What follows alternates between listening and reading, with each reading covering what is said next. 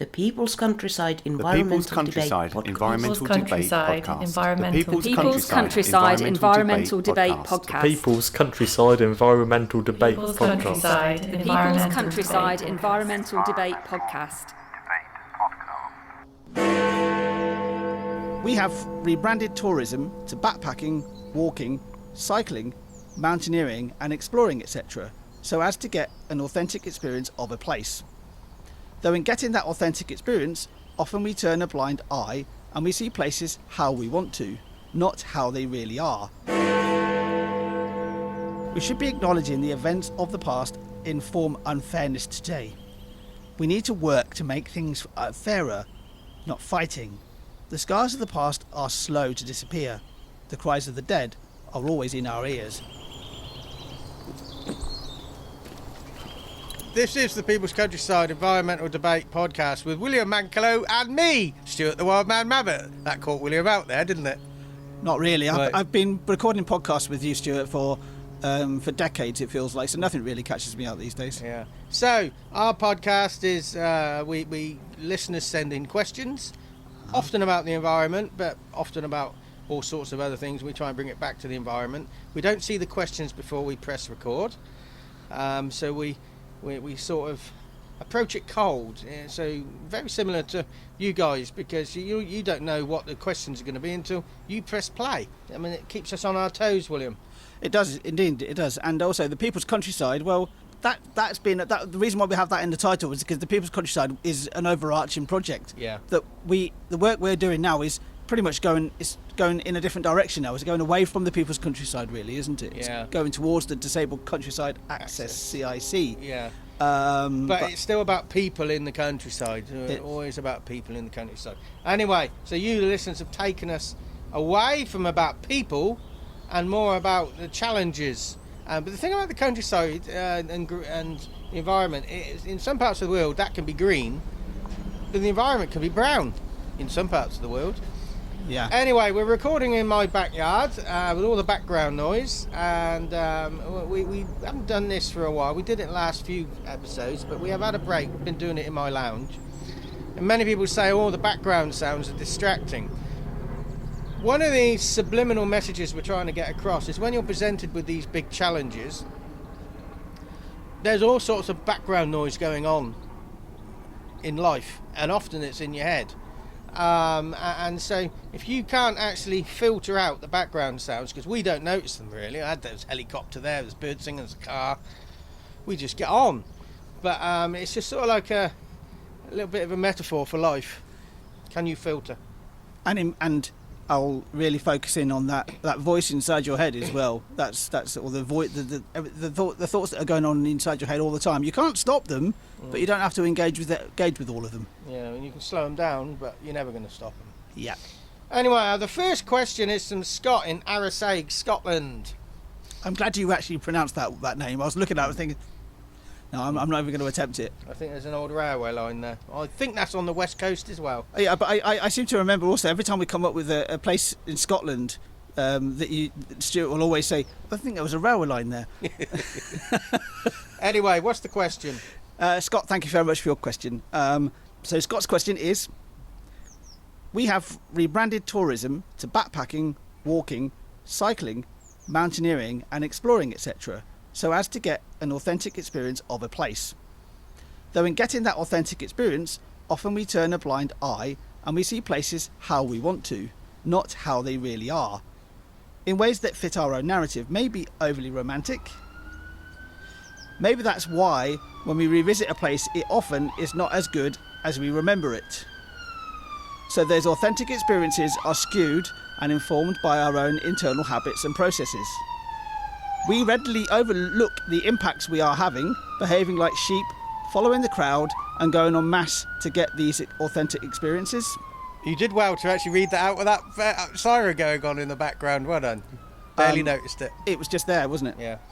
Anyway, William's just got back relatively recently. Yeah. Back in April time. Yeah.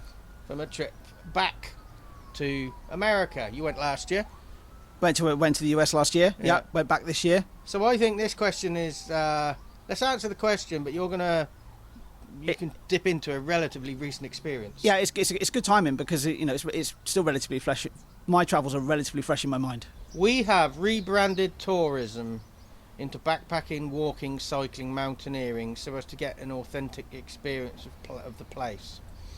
Well, yeah, I understand what he means there. There has been a rebranding. It's more activity based. Yeah. A lot of tourism, a significant amount of it, you don't engage with the place, where the Brits don't. A lot of us stay on little British enclaves, like hotel complexes now, don't experience things. Yeah, you're talking about resorts, basically. Yeah. But I do wonder, backpacking, could give you a sense of an authentic experience, but as long as you are engaged. But all those things, backpacking, walking, cycling, mountaineering, exploring, they're all passing through things. Yeah. So it could be very easy to not experience the authentic. I don't think it necessarily means an authentic experience of the culture by default. It all depends on what you want to do with any sort of holiday. If you're going for a long walk, that's what you're doing. I think often it pays to interact with people that are around you, whether they're people that are actually, say, on the same trail as you if you're doing a hike, or they're people that you meet along the way, because those people you meet along the way can give you insights to the local culture. I've known YouTubers, for example, to be invited into people's homes for food because they see these people as, you're from the other side of the world, we'll have you into our house. So that is, people do have that, but you can bypass that experience. But going back to your trip to America, this next I've broken this down a little bit. The next part of the question is, though in getting that authentic experience, we often turn a blind eye and we see places how we want to and not how they really are, in ways that fit our own narrative, maybe overly romantic. Well, you went back in part to somewhere you visited last year. Do you think you were trying to revisit what you'd experienced, or get a deeper appreciation of the place? We wanted a deeper appreciation. Particularly, we went to two cities in the US. My wife and I. We went to Philadelphia, which is in Pennsylvania, which is quite far north. It sort of sits halfway between Washington DC and New York. It's kind of in that ballpark. And then we went to Charleston in South Carolina, which is much further south. They are two very, very different places. But you went there before. We went there before, and while we returned, particularly to Philadelphia, we went to Charleston because we have friends there. We went to Philadelphia again because we only had a couple of nights there. We only had one full day there last year. And what we saw of the place, we wanted to explore it more. And the thing that we always try and do our best at is to explore it and actually try and see the place for it actually as it is, and not overly romanticize it. But do you think you were guilty of turning a blind eye and seeing, after the first trip, seeing the place how you wanted it to be, not how it really is? Because when you went back the second time, did you think, I don't remember this like this? Or did you not fall into that trap? No, I don't fall into that trap. I mean, you have to be street savvy when you're in especially big cities. So if you see an area that we were in maybe last time that we felt uncomfortable in, we're not going to really go back there. Though that really didn't happen to an extreme extent. I think the one thing also that you're going there for a holiday in the first place, you're going to be a lot more relaxed than you would be if you coming through. If you lived there on a day-to-day basis, you'd see a very different side to a city. You can't see a place as long as unless you have been there for a very long time. You can't see absolutely everything about it. You can overly romanticize places. I think people overly romanticize Paris, for example, and overly romanticize Rome, for example. Those two places are. I've been briefly in Paris and I've been in Rome quite a bit. And I can see why people romanticize them, but I've also seen the issues because I've been there. I think the thing with Philadelphia is a good example. Philadelphia was more like it really does.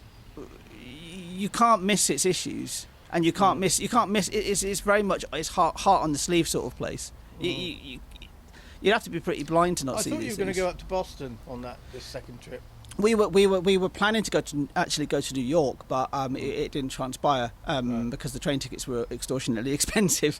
Right. So we didn't go there in the end. So we spent more time in Philadelphia. The reason this is sort of an interview style today is because I don't travel. Yeah, sure. So I can't. All I know is I don't travel because I did a little studied tourism when I was at school, and I didn't want to be part of the problem. So I don't travel. But so that's why I'm digging into. Yeah, but we Grey matter. We approached Philadelphia as we would approach Reading, or another. I've just picked Reading out in England, yeah, because it's. I prefer leaving Reading to approaching it. It's a better view. But you go there with a bit of an open mind. Yeah, you do take your own narrative. Of course you do, because that's impossible not to take your own narrative and take your own view. Okay, well, and you can come away with a particular, very narrow view of a place if you don't necessarily go out and explore it. So it says here in the question, because we try and frame a place around our own narrative, maybe that's why when we revisit a place, it's often not as good as you remember it.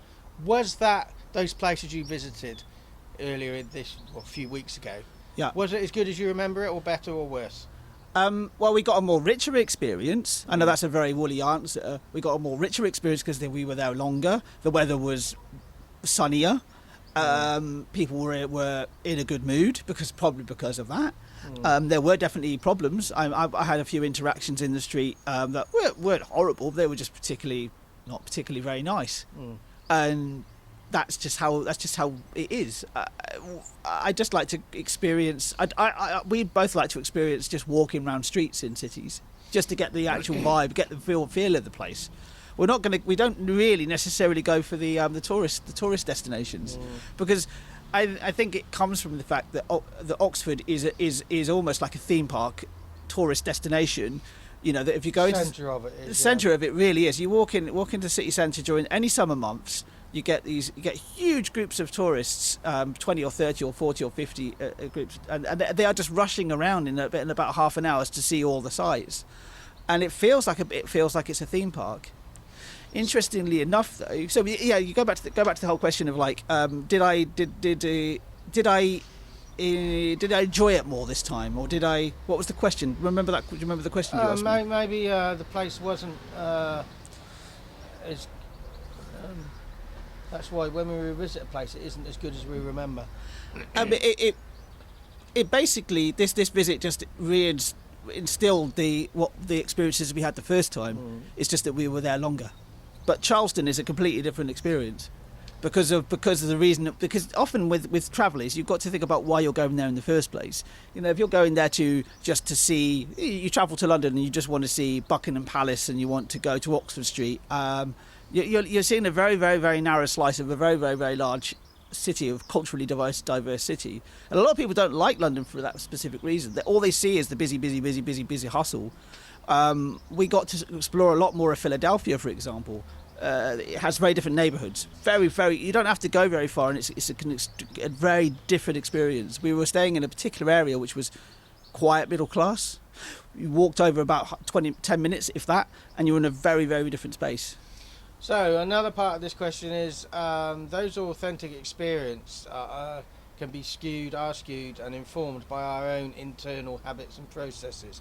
You feel that your internal habits and processes at play during travel, it doesn't skew it too much. I can't say it doesn't, because I think it does. Of course it does. Also our own cultural influences, you know, how our own culture influences how we act in certain situations, but I do try and see past that. So the final part is we readily overlook the impacts we are having, behaving like sheep, following the crowd, and going en masse to these to get these authentic experience. Did you feel there were other people going en masse to where you were?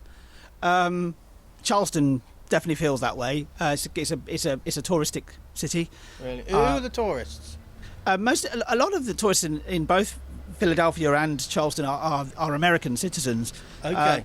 Yeah. I mean, Charleston has a very colourful history, based around based around the Civil War, for example, and also slavery. There's a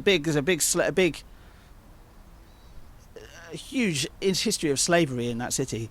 It feels as much. Charleston's has similarities between here and Oxford because of the people going around and well, that's my phone. Touristically, and what we don't like is we see things like they've got horse-drawn tours, and absolutely despise that sort of thing. It's sort of like it. We can see it for what it is.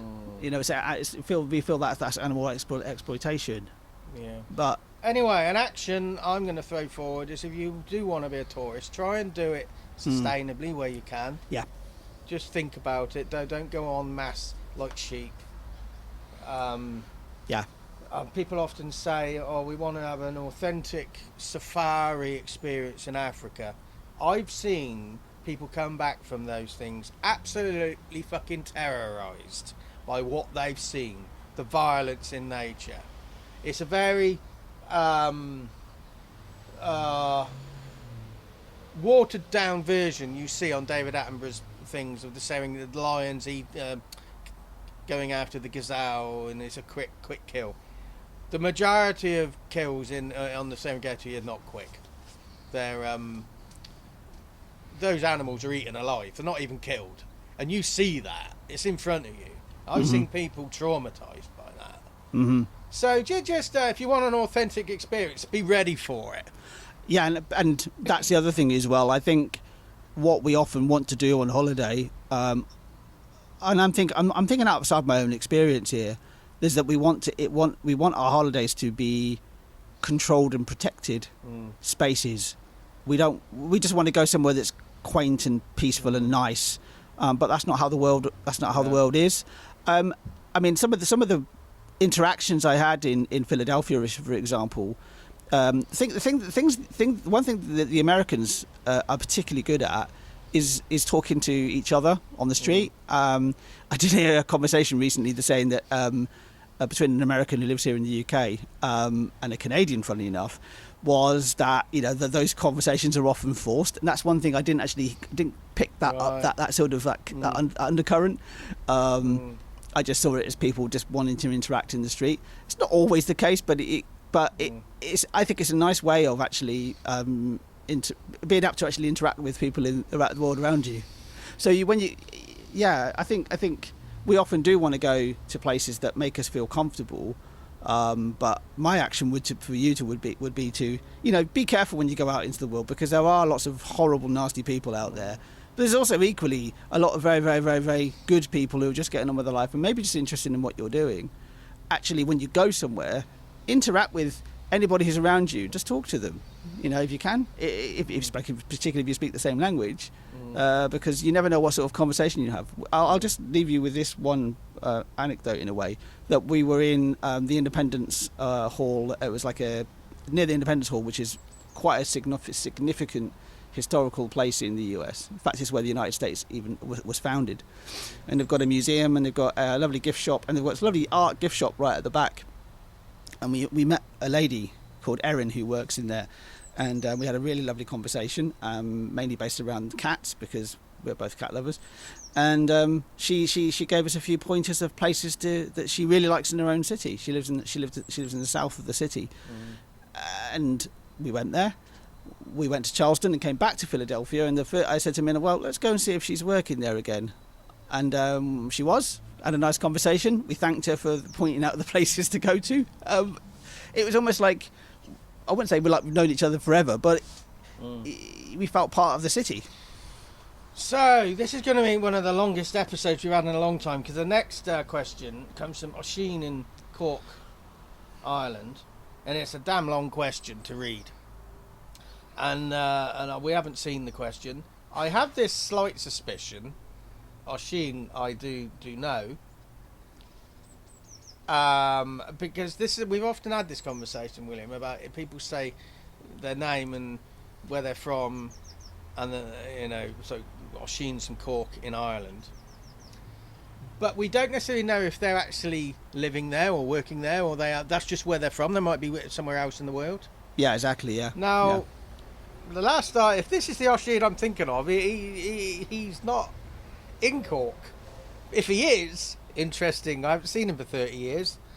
Anyway, let's. I don't know. Let's have a go at the question, William. Brace yourselves. Get your pants tied up nice and tight. Yeah, Oisin. Yes. Thank you very much for your question. Yeah, it's a very long question.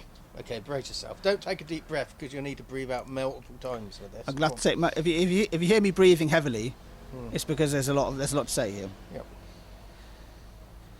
The lead up to the Irish famine, the Great Hunger as we regard it, that's from the Irish point of view, I'm just putting that in there, from 1845 to 1852 wasn't an accident. It was rooted in 700 plus centuries of stereotyping oppression by the British government. I think that should be 700 plus years, not 700 plus centuries. Good point. I'm reading it as it is. Yeah. The famine in Ireland, at a time when much of Europe was experiencing the same thing, was that's a really difficult word. Exacerbated by the British government, who lacked political will, who insisted on evictions for unpaid rent, or if the poorest were unfit to take up alternative work, etc., during the crisis, and continued exporting from Ireland, which was the breadbasket of Great Britain. They forced the poor to work in return for support during the famine, doing pointless jobs, so as to avoid what they saw as a parasitic Irish culture. This is why dry stone walls that don't lead anywhere exist to this day. Roads were also built that led nowhere, which are known today as nuisance roads. This meant the poorest, who couldn't work and needed the most support, didn't get it. Workhouses also took the poor in, and they were seen as an industrial solution to dealing with the poor through work, so they weren't relying on the state through handouts. The poor were hated at the time. The Irish poor were the lowest of the low. Many countries in Europe gave 40 million in financial aid to their people, whereas the British spent 8 million on aid as they didn't want to spend money on relief, yet 14 million on policing and military control at the time. There were 15,000 British soldiers in Ireland in 1843 and 29,000 in 1847, which says a lot. As does the British government saying the famine was over in 1848, meaning people started to look elsewhere. Some in the ruling Liberal Party saw the famine as God's will and punishment on the Irish. Other countries donated huge financial aid to Ireland, as did the Cherokee Indians in America. The British government did set up soup kitchens at a cost of 1.7 million. I imagine that's pounds, but this was only a loan and had to be paid back by the Irish. This human neglect led to unthinkable survivor cannibalism within Irish families. Dogs eating bodies where they expired as the families were too weak to bury them, and mass exodus. Nearly 1 million died and 2 million left Ireland. If you don't believe any of this, then you don't understand the nature of famine, and that some famines are engineered or taken advantage of for the benefit of social engineering. The Irish needed support, not more oppression. This approach fed into the policy of eradicating the lower fourth class in Ireland that didn't own land. The British abandoned the Irish, who were still enforced subjects of the ruling monarch, at the time when cultures across the world were seeing their lower classes protest for fairer societies. This gave the Irish motivation to overthrow their rulers. Driven by the Enlightenment movement, the American Civil War, and a will to not live under dynastic rule, the Irish were mobilised. Out of this came the first sight of the modern-day tricolour Irish flag. Through anger at their treatment, the Irish were politicised through the us and them societal structure inflicted upon them. It didn't need to happen then, nor now. These were real people and not just names from the past. The USA, Canada, New Zealand and Australia opened their borders to the refugees, which was a great help for the forced migration. It led on to Home Rule, the Eastern Rising, the War of Independence, the Free State Treaty and Dominion status, the Irish Civil War, the pro-treaty and anti-treaty sections of society which saw Mayo, Kerry and formation of Munster Republic within the Free State as anti-treaty stronghold. The events at Croke Park when English guns were fired at the crowd and the Gaelic football players, the tortured martyr that was Kevin Barry, the Civil War saw both sides commit awful atrocities, and Eamon de Valera, Perfect. like Winston Churchill, sacrifice lives in his quest to get the desired outcomes. Just my view there. Then Ireland remaining neutral and declaring independence during World War II, and the Free State becoming a republic in 1949 that sustains today. Then the troubles in the north from the 1960s to the 1990s were made worse by the British government changing Irish political prisoners to alternative status of criminal prisoners, and hunger strikes and dissenters left to rot or even disappear. It's great to see the political parties now. Here we go. Let's see what he does with this. I don't know how to pronounce those. Okay, so I'll just read this sentence. It's great to see the political parties. I think Oisin's talking in the present tense. It's great to see the political parties of Fine Gael and Fianna Fáil power sharing today. Carry on, William. What's my point here? We shouldn't ignore what our ancestors inflicted on others and other cultures inflicted on us. We shouldn't be playing the blame game either. Equally, the past should always be visible to those living in the now. We should be acknowledging the events of the past inform unfairness today. We need to work to make things fairer, not fighting. The scars of the past are slow to disappear. The cries of the dead are always in our ears. This is the Oisin I know. I would say that... Welcome back, if you're back. I had a thought. Go on. What was it? Yeah, it's gone now. That's a lot of information. It's a lot of information, and I think what he's done there is summarised it in the last 4 sentences. We shouldn't ignore. Yeah, it says, what's his point? We shouldn't ignore what our ancestors inflicted on others and other cultures inflicted on us, and we shouldn't be playing the blame game either. Yeah, that's sort of like. Go on. Just remembered the point I was just thinking of. Just reading through all of that, I'm an Englishman. I will say that. I'm only pointing that out because I was born in England. I'm not nothing about pride. It's just a statement of fact. I have been aware of the Irish famine, or the Great. What was it called again? Great Hunger. Great Hunger. That's it. Thank you. And I had heard of it called the Great Hunger as well. But it's a sort of history that is never taught in British schools. Not really. I would never have heard of that in school. That's just one point. But my actual real point here is, these were subjects of Great Britain. These people that were starving were British citizens. Yeah. But obviously were seen as there was a phrasing which is intriguingly is like 4th class. Yeah. And that's the bottom of the very bottom. They were seen. I can see now they were probably seen as just completely dispensable. That can happen to anybody. That can happen to any section of society. Generally speaking, it won't happen to the people who have the power and the money. Absolutely, unless there's a revolution, of course. But it sticks out to me that could literally happen to anybody. Yeah, and I went to a talk a little while ago at the Global Retreat Centre in Oxford, and there was somebody raised the point about even now there is always a risk that famine can be engineered to provide social change, and that was I wouldn't say that necessarily it was engineered in this instance, but the advantage was taken. There are a few as a mighty tome, this Oisin, and there are a few typos. We're going to leave those typos in there. Because then it's genuine. They're genuine. The words that have been written down. We don't want to change it. I remember hearing a quote and I think it's about 1921 or 1922, where Michael Collins shook hands with Lloyd George. Lloyd George was the British Prime Minister. He was Welsh, but he was British Prime Minister. Yeah. And they shook hands on a deal. And Lloyd George says something, and he said something along the lines of "better late than never."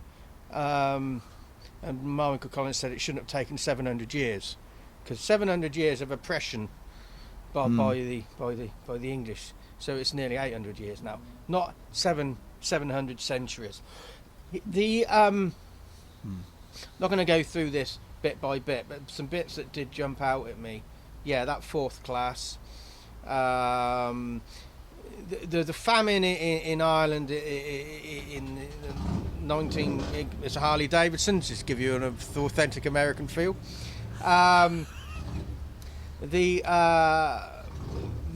What was I saying there? The famine in Ireland in the 1840s to 50s.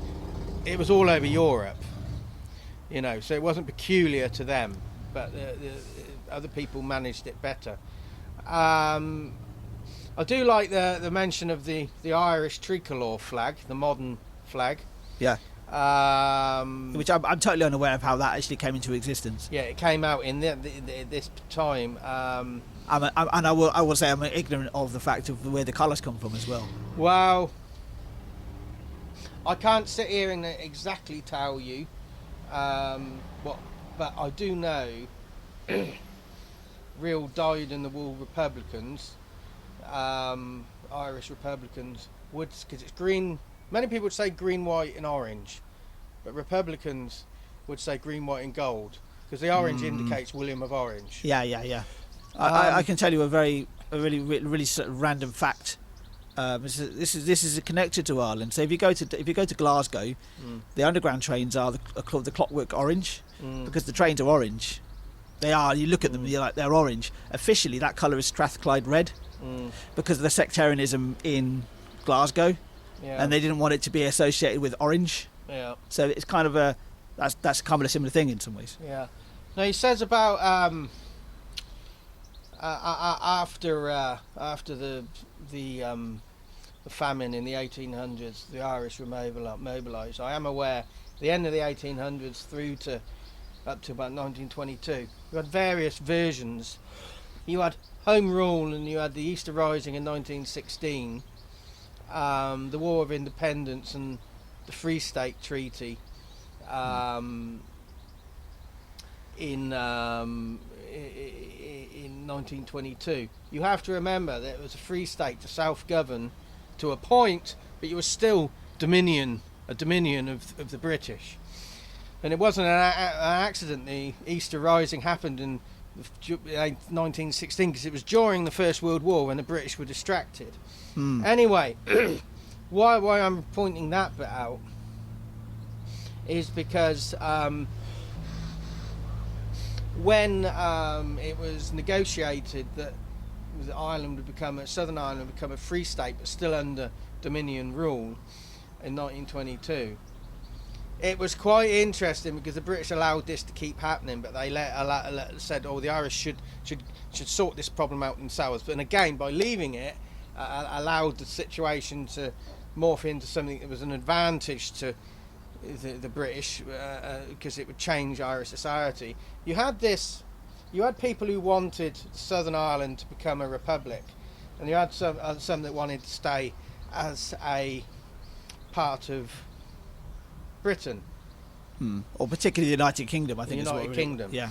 Now, it caused fractions, because a free state was a middle ground. It wasn't complete independence, but it was part. Yeah. So you then developed in Southern Ireland a group within the people who wanted independence. They wanted independence from that group. And that's what it says here. It says the counties of Mayo, Kerry and I would probably say down near Cork. It's Munster. Yeah. Yeah. That's why I say Mayo, Kerry and the formation of Munster. Yeah. No. So you had you look at the map around this time, you had Northern Ireland, you had the southern bit of Ireland that was a free state. It's now a republic, but it was a free state then.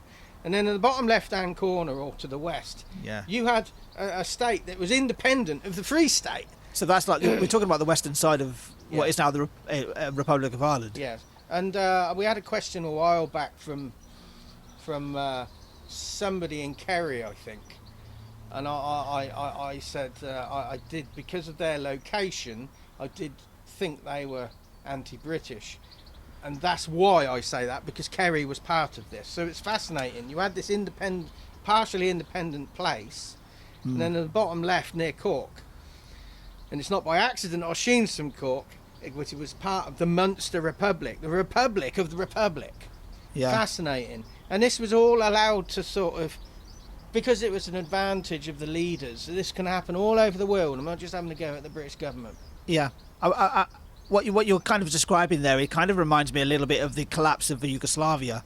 Yeah. How that it was.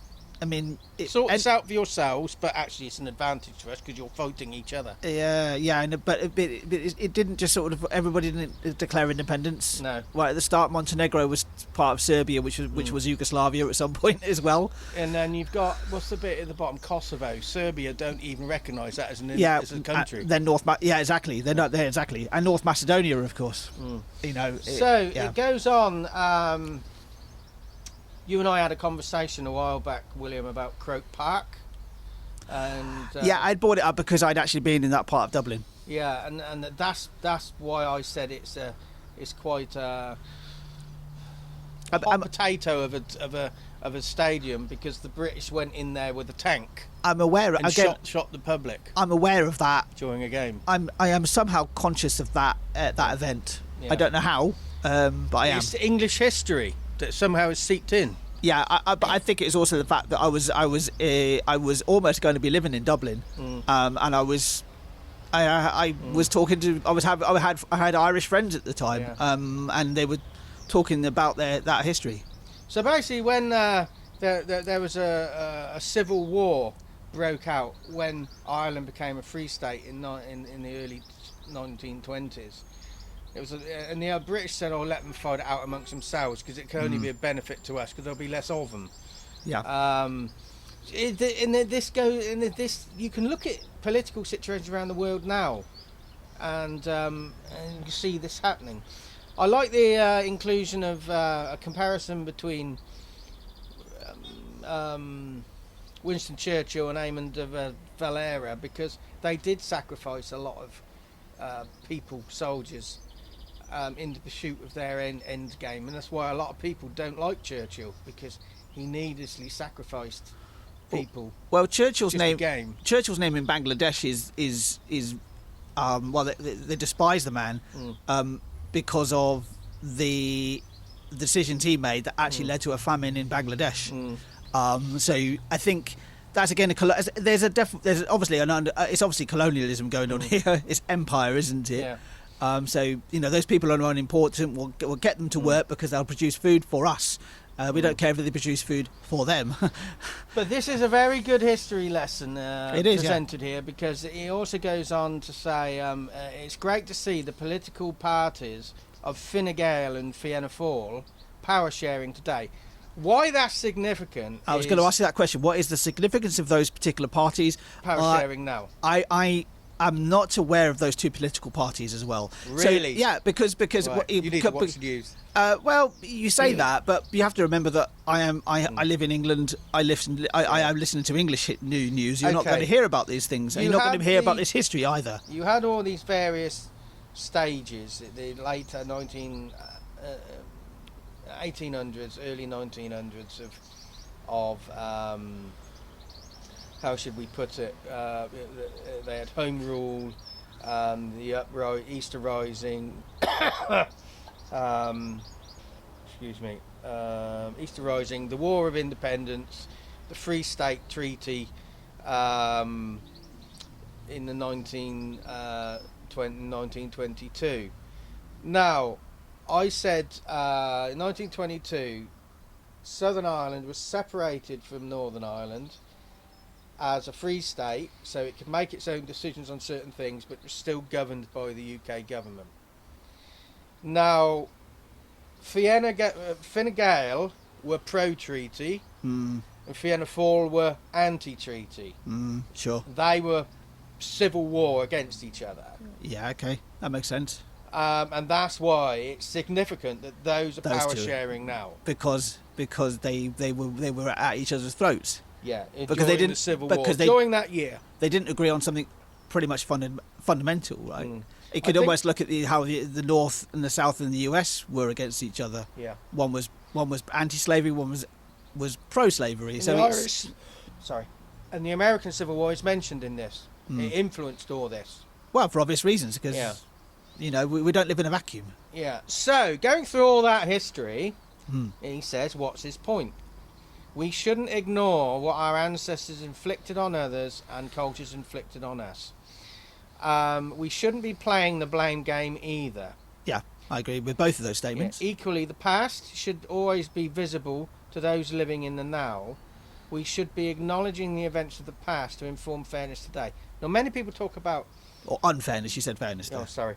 Many people talk about colonialism and the white privilege and the black suppression. No, I've read a lot about this, and there's an interesting argument saying, although white people have benefited by what's gone on in the past, you could say we're sat here, you and I are sat here now, we're privileged because we don't have the same barriers as other cultures have.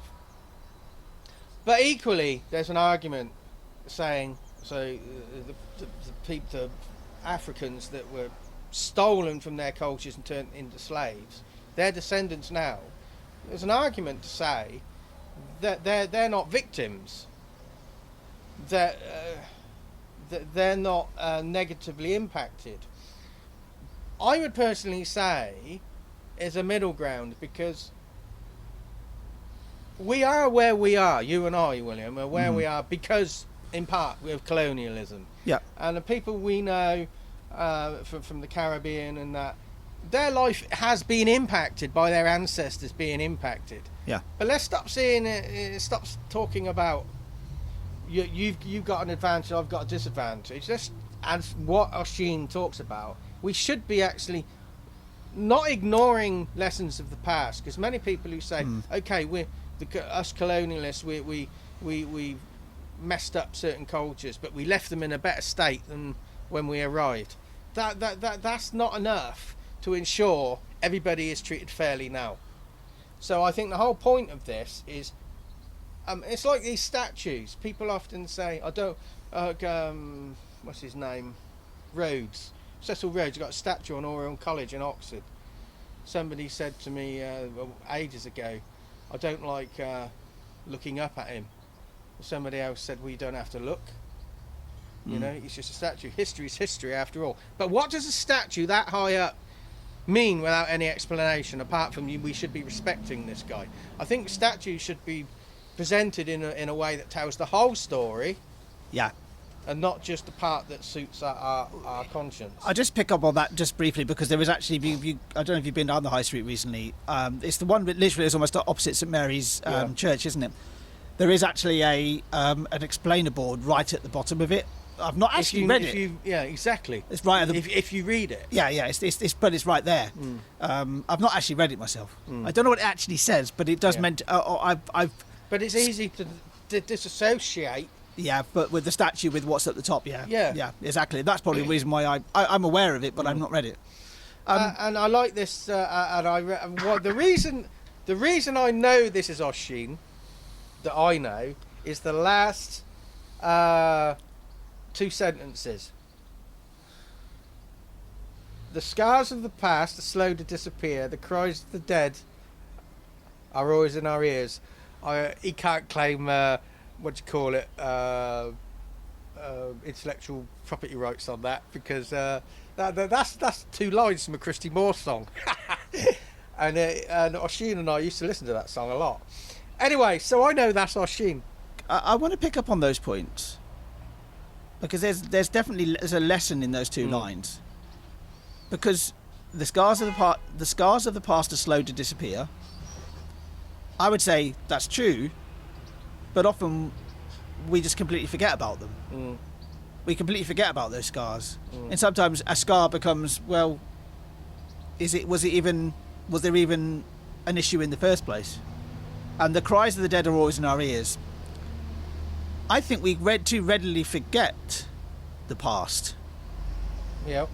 If you look about what's happening in the US, for example, where people are just being disappeared off the streets, that is exactly what happened in 1930s Germany. So that is not learning from that. It's forgetting the past, or you're seeing it through your own filter and saying, "Oh, this is not the past.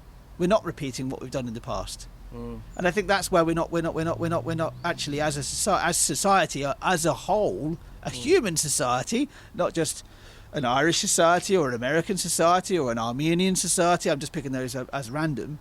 We're not actually learning from those lessons. We're not learning to actually move on from the people that are pushing these agendas, these us and them agendas. So with Christy Moore's lines, the scars of the past are slow to disappear, but you're saying we forget about them, we put them aside. So how are the cries of the dead always in our ears? I really try not to sound like Christy Moore there. The cries of our dead are always in our ears. I think they are to the people that remember the events, or at least have an emotional attachment to those events. But how many people have been killed unjustly in this world that we have got no idea of? You think about the massacres that have happened in the different parts of Africa. You think about the massacre that is continually happening right now in Ukraine, and the massacre that's happening right now in Gaza. You know, we just go about our day-to-day business. Even now, it's happening, and yes, I think to the people that actually are connected directly to it, the cries of the dead will always be in your ears. But we've got to remember they are also fellow human beings. Yeah, so we need to have better conversations instead of saying, well, I'm at the table because I'm a victim and you're at the table because you're a beneficiary of what's gone on. Let's just talk about, okay, this went on, these are the perspectives. Yeah. How the hell do we actually make it fairer? Yeah. They are long, protracted, complicated conversations. And I'm going to sound extraordinarily pessimistic now and say, as a human species, it is impossible for us to overcome because we are motivated by ourselves or our own lives. That's the hard thing to actually get over. And I think if we actually admit that to ourselves, that we actually can get over who we are, and actually start to see each person around us as the same side as another human being, you might actually start to see some change, but it will take thousands of years. We're talking about evolution here. I think we're still, as a species, we're not even in our adolescence yet. We've done so much. We've got so much. We've made so many advances in the last 100, 200 years. And I was having a conversation with a friend of mine this morning. I know I've been feeling a bit under the weather recently. I had a cold. And I said to him, like, you know, I'm really glad to be living now, not 100 years ago. I was able to get up this morning. I was able to get food out of my cupboard. I was able to go and have a hot shower. I was able to go and take some paracetamol, which will help with my pain. I wouldn't have been able to do that 100 years ago. But we think because of that we are very advanced, but we're not. We're not advanced at all. We've still got a long way to go. There's a whole thing about with the whole point here that Oshin makes is that it's like, you know, there's part where he's talking about the immigration. You know, there was 2 million moved. I think so many Irish went to the US, right? Yeah, East Coast. Could you imagine now that happening? Could you imagine America actually accepting that many Irish into? They needed them then, but they don't need them now. Yeah. It's what. Yeah, you are right. They did need them because when you watch stereotypical westerns, cowboy and Indians film, there's always an Irishman doing the food. Well, if you think about it, they needed the Swedes. They needed them. Yeah. They probably need them because of the Civil War. Yeah. Because they had their lack of people, but now they don't need them. What a question.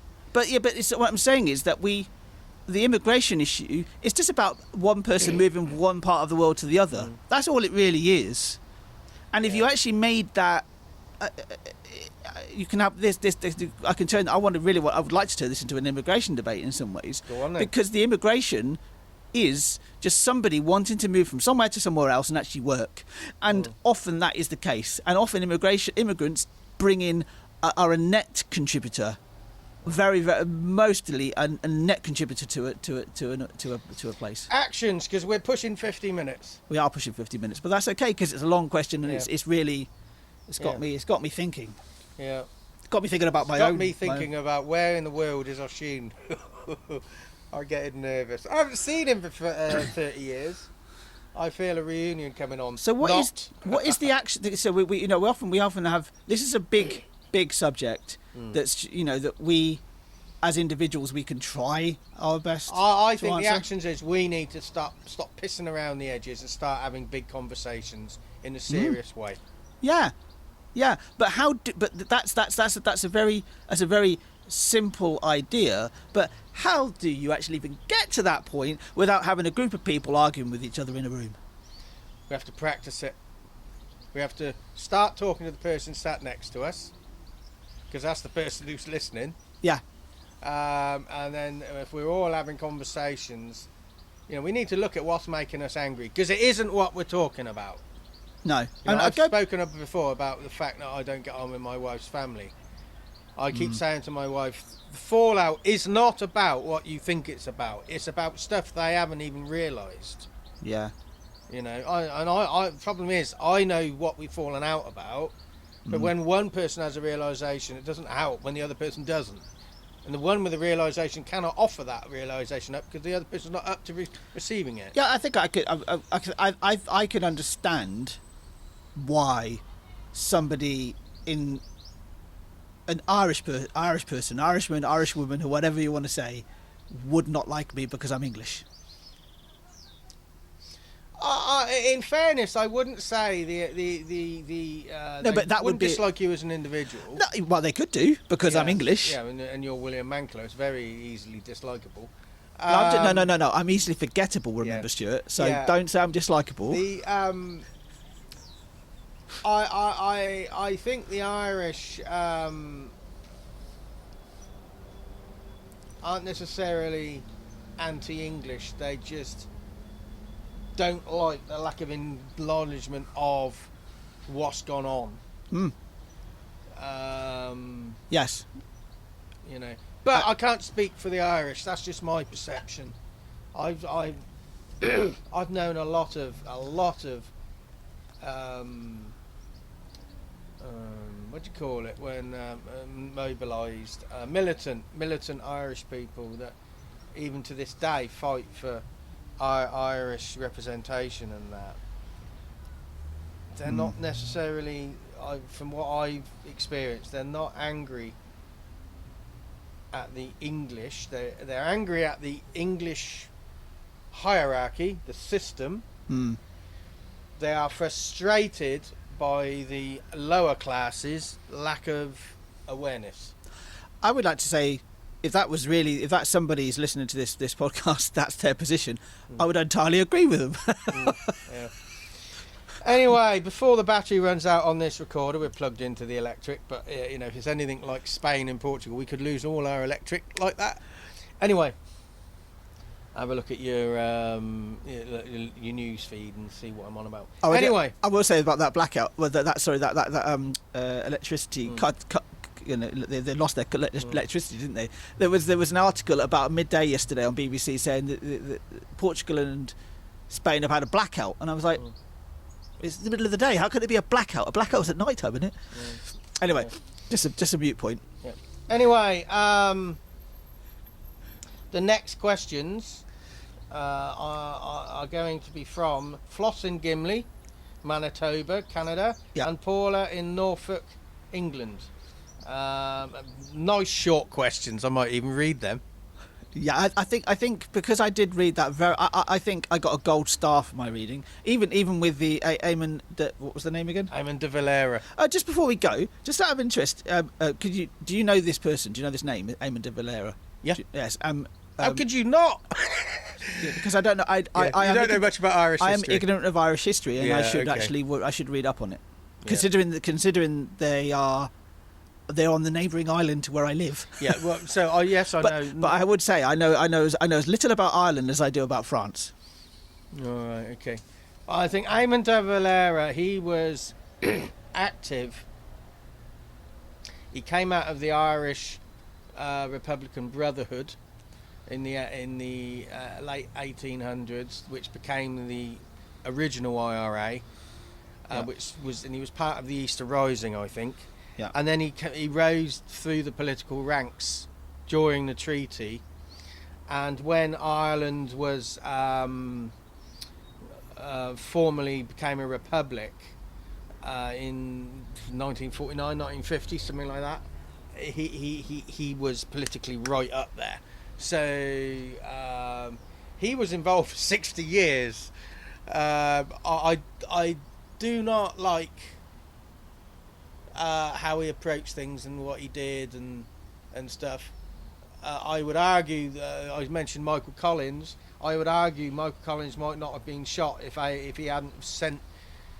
If De Valera had done his own dirty work, should I say? Yeah. De Valera, he could see when the treaty was done about partial independence. He knew that it would divide the country. So he put himself on a pedestal, so you guys fight it out. Yeah. And stayed out of it. So he was somewhere between the English suppressors and the Irish hierarchy. Fascinating history. Why I particularly pulled his name out? Because when I was reading it, I was like, Eamon de Valera. Well, that's obviously a very Irish first name, but that's not an Irish surname. His father was originally from Spain. Yeah. Juan Vivian de Valera, described, I'm looking at this on Wikipedia, described on the birth certificate as a Spanish artist born in 1853. Some researchers have placed his father's birthplace in Cuba. Yeah. So I was intrigued by the surname. All fascinating, isn't it? It is, yeah, and that just shows you just how much immigration has sort of like people have just moved around. I'll give you one very good example, and I know we're going off on a real tangent. This is a very long episode, but this is there's a very, very revered Victorian engineer by the name of Isambard Kingdom Brunel. Do you know that Isambard Kingdom Brunel is actually half French? Marc Brunel was French. There you go.